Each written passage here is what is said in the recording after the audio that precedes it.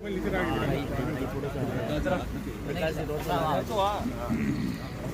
आपने जो वादा किया था तमाम परियोजना को जोड़ने का,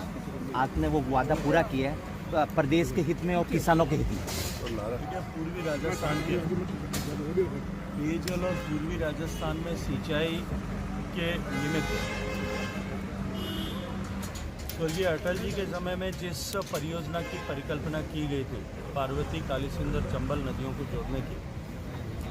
लेकिन दोनों ही राज्यों के बीच सहमति न बन पाने के कारण से वो परियोजना स्थगित कर दिया गया। बाद में वसुंधरा राजे जी की सरकार के समय राजस्थान के इस पूर्वी हिस्से के 13 जिलों में पेयजल और सिंचाई को लेकर के पूर्वी राजस्थान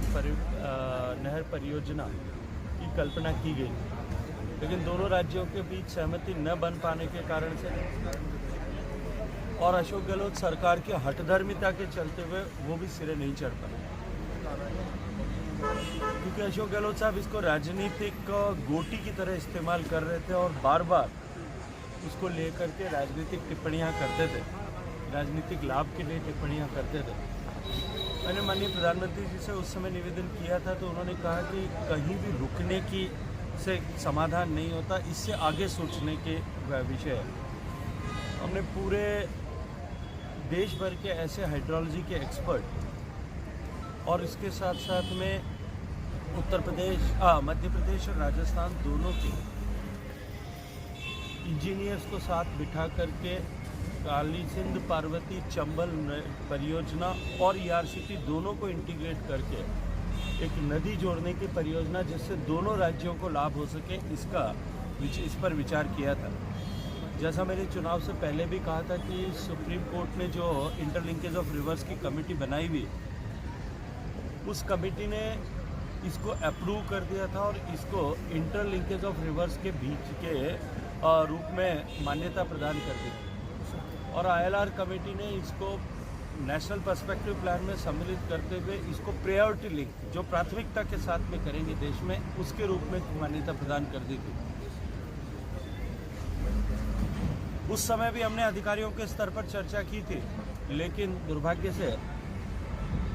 क्योंकि पॉलिटिकली सरकार इसको नहीं करना चाहती थी, अशोक गहलोत सरकार, इसके चलते हुए अधिकारियों के स्तर पर सहमति बन जाने के बावजूद भी ये नहीं हो पा रही थी। दोनों राज्यों की सरकारें बदली और मैंने चुनाव के समय में भी कहा था कि अशोक गहलोत साहब जिस तरह से प्यासे कंठों पर राजनीति कर रहे हैं और जिस तरह से सूखी हुई धरती और किसान की अपेक्षाओं के ऊपर अब राजनीति कर रहे हैं, अपनी राजनीतिक महत्वाकांक्षाओं को पूरा करने के लिए उसको एक चारे के रूप में, गोटी के रूप में उपयोग कर रहे हैं, ये पाप है और इस पाप का दंश उनको निश्चित रूप से भोगना पड़ेगा। जनता ने उनको पाप की सजा दी